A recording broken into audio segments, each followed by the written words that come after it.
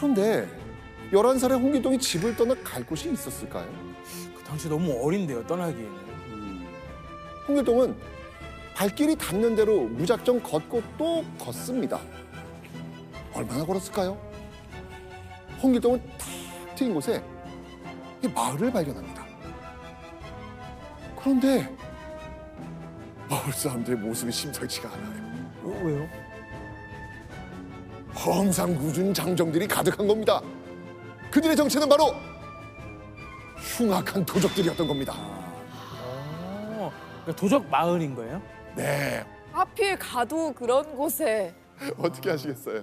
일단은 도망가야죠. 바로 그냥 뒷걸음. 바로. 무조건 도망갑니다. 네, 그대로, 그대로 바로 들어가야 돼. 홍길동은요, 도적들 사이로 성큼성큼 걸어가더니 대뜸 한마디를 던집니다. 내가 너희들의 우두머리가 되겠다. 오. 11살이. 자, 여러분이 그때 도적들이라면 홍길동을 어떻게 보시겠습니까? 아유 요놈. 귀여워. 이름이 뭐야? 길동이 귀여워 했을 것 같아. 도적들은요, 홍길동 말 듣고 쿠팡에 낍니다. 그리곤 목숨만 살려줄 터이니 어여 집에 가거라 라면서 홍길동의 등을 밀죠. 그런데 그때 홍길동은요, 자신이 가진 놀라운 초능력을 보여줍니다. 바로 이겁니다. 와. 11살 꼬마가 돌을. 저 또 돌 들었던 기억 나요. 그래요? 네, 예전에. 도적마을 어귀에는 초부석이라는 바위가 있었는데요. 홍길동이 팔을 걷어 올리더니 초부석을 번쩍 들어 올린 겁니다. 초부석의 무게는 무려 1000근. 1000근은 약 600kg 정도라고 합니다. 아. 도적들은요, 당장 홍길동을 상석에 앉힙니다. 이게 무슨 뜻일까요? 인정. 우두머리가 되어달라는 거죠. 홍길동을 도적의 우두머리로 인정한 겁니다. 오. 야. 도술로. 홍길동은 벼슬로 입신양명할 수 없다면 도적이 되어서라도 자신의 존재를 알리고 싶었던 것입니다. 실제로 어떤 이본에서는 장길산이라는 도적이라도 본받아야겠다라고 말하는 장면도 있었습니다. 자, 그런데 상석에 앉은 홍길동이 꺼낸 말을 듣고 수백 명의 도적들이 술렁이기 시작합니다. 오. 백성의 재물은 추호도 건드리지 말고 가급 수령과 방백들이 백성에게서 착취한 재물을 빼앗아 혹 불쌍한 백성을 구제할 것이다. 홍길동이 도적들에게 백성을 상대로 한 도적질을 금지한 겁니다. 대신 백성들의 등골을 빼먹는 탐관오리와 벼슬아치의 곡간을 탈탈 털고 그 훔친 재물을 불쌍한 백성들에게 나눠주겠다라고 선포한 겁니다. 홍길동이 도적단을 백성을 돕는 의적으로 바꾸겠다고 선언을 한 것이죠. 그리고 의적 무리를 이렇게 이름 붙입니다. 와, 할빈당. 할빈당, 기억나요. 살활, 가난할 빌, 무리당. 이제부터 도적단이 아니라 가난한 사람을 살리는 활빈당이라는 겁니다. 기억나요. 탐관오리가 있는 곳에는 언제나 홍길동과 활빈당이 나타납니다. 군사들이 아무리 밤을 설쳐가며 창고를 지켜도 소용없었습니다. 활빈당은요, 관아의 무기와 탐관오리의 재물 창고까지 탁탁 털어갑니다. 그런데 홍길동은요, 관아를 약탈하고 떠나면서 꼭 남긴 게 있습니다. 한번 확인해 보시죠. 창고의 곡식과 군기를 훔친 이는 활빈당 장수 홍길동이라. 자, 김일동 씨, 도대체 이걸 왜 남기신 겁니까? 진짜 궁금해요, 근데. 일단은 정말 나쁜 사람들이잖아요. 이 나쁜 사람들한테 뺐는데 분명히 그 마을에서 도둑 잡으라고 백성들 괴롭힐 거란 말이죠. 그렇게 못하기 위한 방법도 있었고, 그리고 앞으로 나쁜 짓 또 하면 내가 또 온다. 내가 알려준 거야. 경고성. 경고. 예. 관할을 털고 난 후 마치 방명록처럼 자기 이름과 소속을 남긴 겁니다. 한편 온갖 부패를 저지르며 착취를 일삼던 탐관오리가 홍길동의 속수무책으로 당하니까 백성들은 어떤 생각을 했을까요? 영웅이다. 막 홍길동 막 찬양하고 맞아. 왠지 그 도적대 그 의적대 같이 들어가고 싶어하고 10년 묵은 채찍이 쑥 내려가는 듯한 통쾌함을 느꼈을 겁니다. 야. 자, 탐관오리들은 홍길동과 활빈당을 보면 막 혼비백산 도망다니기 바빴고요. 백성들은 홍길동과 활빈당을 은인으로 여기며 영웅으로 추켜 세웁니다. 온 나라가 홍길동을 잡지 못해 발만 동동 구르던 그때 홍길동의 목숨을 위협할 만한 이야기가 들려옵니다.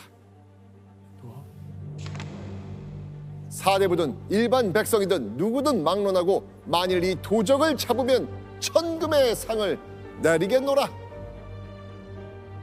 와, 걸린 거 아니에요 이제 그 돈이. 그렇죠. 현상금. 맞습니다. 자, 도적 하나에 국가기관이 속수무책으로 당한다는 건 이건 나라의 체제가 흔들리고 있다는 거잖아요. 더 이상 홍길동이 활개를 치게 둘 수 없다고 판단한 왕이 천금을 내려서라도 홍길동을 잡아들이라 라고 하면서 전국에 현상수배령을 내린 겁니다. 그런데 현상수배령이 내려오고 얼마 되지 않아 누구도 예상치 못한 일이 벌어집니다. 홍길동이 잡혔어요?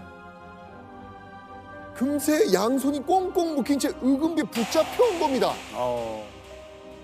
자, 온갖 도수를 부리면서 동해 번쩍 서해 번쩍 나타나던 신출기문한 도적 홍길동을 잡은 건 대체 누구일까요?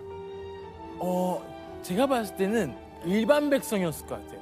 잡으면은 큰 돈을 준다잖아요. 욕심에 눈이 먼 홍길동의 부하. 그 같은 팀 안에 있는 사람이 신고를 할 수도 있어요. 홍길동을 잡은 인물의 이름은 바로 홍길현. 홍길현? 그런데 여러분들 이름만 봐도 이 인물 누군지 알 것 같지 않습니까? 오. 홍길현. 홍길동의 형. 그 형. 바로 홍길동의 형이었습니다. 홍길동이 관할을 털어갈 때마다 호기롭게 이름을 밝히고 다녔잖아요, 지금. 조정에서는요, 홍길동이 전직 2조 판서이자 좌의정이었던 홍문, 즉 홍판서의 얼자란 걸 알게 된 겁니다. 대신들은요, 그래서 홍판서를 의금부에 가둬버립니다. 그리고 당시 2조 판서에 오른 아들 홍길현을 경상도 감사로 보내서 홍길동을 잡아오라 명령을 내립니다. 근데 너무한다 진짜. 이때 홍길현은 동생 홍길동을 잡을 특별한 방법을 세웁니다. 무엇일까요? 홍길동한테 편지를 씁니다. 아버지가 많이 편찮으셔. 아버지가 편찮으신 건 맞습니다. 이거를 방을 붙여서 이제 곳곳에 방을 붙여서 홍길동이 보게끔 합니다. 정답! 그렇죠. 네, 홍길동이 도적이 돼서 아버지가 아프다고 방을 붙인 겁니다. 자, 그러면 형 홍길현이 어떤 내용의 방을 써붙였는지 한번 확인해 보시죠. 백발이 성성한 늙은 아비가 너 때문에 밤낮으로 걱정하시던 중에 내가 이렇듯 난리를 쳐서 나라의 죄를 지으니 놀라신 마음에 병이 나서 이제 드러누워 장차 일어나지 못하게 되셨다. 결국 홍길동은 눈물을 흘리며 형을 찾아왔고 홍길현 동생 홍길동을 오랏줄에 묶어 의금부 관리에게 보낸 겁니다. 홍길동이 잡혔다는 소식에 왕은 직접 신문하기 위해 의금부로 나섭니다. 자, 그런데 잡혀온 홍길동을 보고 왕과 의금부의 관리는 머리를 싸줍니다.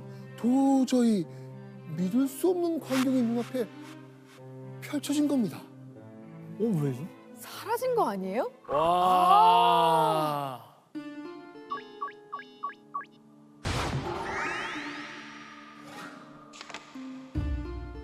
의금부에 8명의 홍길동이 잡혀온 겁니다. 이게 다 홍길동이네요? 네, 홍길동이 분신술을 쓴 거예요? 네. 맞습니다. 혼란에 혼란이 더해지는 그때 한 신하가 묘수를 냅니다. 자식을 아비보다 잘 아는 이는 없습니다. 맞아, 그게 정답이지. 아버지인 홍판서라면 아들을 알아볼 것이란 거죠. 임금은 서두로 홍판서를 의금부로 데려오라 명합니다. 자, 아버지 홍판서는 홍길동 단번에 알아봤을까요? 아니 못 알아봤을 것 같아요. 그 정도의 도술이면 맞아요. 어떻게 알아봅니까? 근데 본인이 이제 아버지면, 그러니까 예를 들어서 홍길동의 뭐 왼쪽 배 밑에 점이 있다. 에이, 그런 것도 다 도술로 하죠. 전문까지 똑같이 다 하는 거죠. 똑같이 예. 하는구나. 네. 홍판서조차 누가 진짜 홍길동인지 분간해내지 못합니다. 의금부 전체가 미궁에 빠져든 그 순간 누구도 예상하지 못한 일이 벌어집니다. 홍판서가 갑자기 정신을 잃고 쓰러진 겁니다. 활빈당의 괴수로 범죄자가 되어 의금부에 잡혀온 아들이 도수를 부리며 왕과 조정을 지금 농락하고 있지 않습니까? 홍판서는 극심한 스트레스에 그만 숨 쉬는 것도 잊고 혼절해 버린 겁니다. 그런데 이때 갑자기 8명의 홍길동이 엉엉 울며 품속에서 약을 꺼내더니 앞다퉈 쓰러진 홍판서 입에 넣습니다. 잠시 후 홍판서는요, 기적적으로 숨을 몰아쉬며 살아납니다. 그런데 홍길동을 유심히 보던 왕은 경악을 금치 못합니다. 이런 일이 벌어졌기 때문입니다. 오! 분신술로 만든 7명의 홍길동만이 허수아비로 바뀌어 넓어져 있고 진짜 홍길동은 귀신처럼 도망가고 없어졌거든요.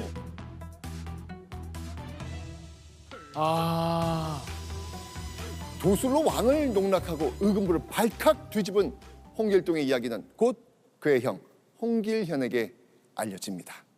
왕을 농락하며 제발로 도망친 홍길동을 무슨 수로 잡아야 될지 홍길현의 눈앞이 깜깜해졌겠죠. 그런데 믿을 수 없는 일이 벌어집니다. 제발로 도망친 홍길동이 또다시 홍길현 앞에 불쑥 나타나는 겁니다. 다시 나타난 홍길동은 자수할 테니 자신을 의금부로 잡아 보내달라고 하네요. 동생의 행동이 어딘가 미심쩍었긴 했지만 홍길현은요, 당장 홍길동을 묶어 의금부로 압송합니다. 그런데 홍길동이 남대문에 도착했을 때 홍길동은 절체절명의 위기를 맞닥뜨리게 됩니다.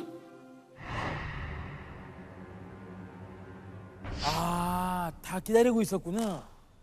미리 대기했던 조선 관군 포수들이 남대문에 들어선 홍길동을 향해 총구를 겨누고 있었던 겁니다.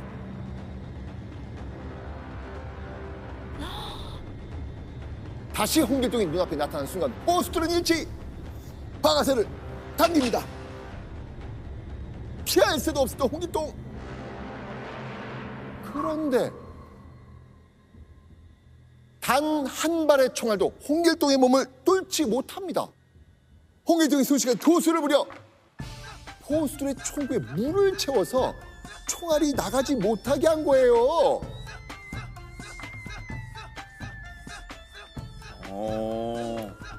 총을 막아버리겠네. 그 사이 홍길동은 재빨리 남대문에서 도망쳐 나왔죠. 그렇게 포수들이 홍길동 검거 작전에 실패하자 이번엔 저 멀리서 말발굽 소리와 함께 조선군 기마부대가 달려온 겁니다. 자, 이들은 곧 도망가던 홍길동을 포착했죠. 기마부대가 의기양양하게 홍길동에게 다가간 그 순간 홍길동이 말보다 훨씬 빠른 속도로 달아난 겁니다.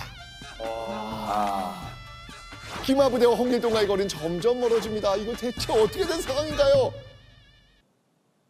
아유, 말하고 비교가 안 되죠, 저는. 이때는 뭘 하신 겁니까? 축지법이죠. 아이고 맞습니다. 축지법이죠. 당연하죠. 발을 빨리 움직이면 물 위도 뛰어가요. 어떻게 해요? 축지법은 이제 이렇게 해가지고 하는 건데 축지법을 하면 왼발을 딛고 가면 물에 내려가잖아요. 왼발이 물에 들어가기 전에 오른발 가는 거예요. 요즘 그 유명한 아 슬립백이 슬립백의 그런 거 최원의 아니에요? 춤과 탕탕.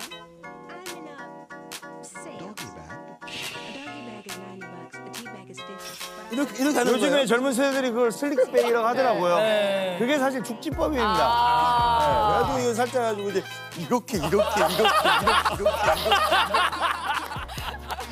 슬립백인데 이거? 아, 저한테 나온 거예요. 그래요?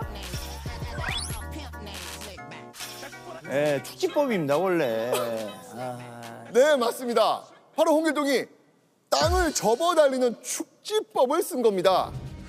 결국 홍길동은 유유히 저 멀리 점이 되어 사라져 버립니다. 야, 도술로. 저런데 누가 이겨? 교수님, 홍길동은 왜 자꾸 자수를 하고 또 막 도망가는 거예요? 이게 약간 재미 들린 건가요? 홍길동이 자수는 하고 있지만 진짜로 잡힐 생각은 없었던 것 같습니다. 홍길동은 자신은 비록 얼짜이지만 왕의 권력으로도 어찌할 수 없는 능력과 가치를 과시하고 싶었던 것이죠.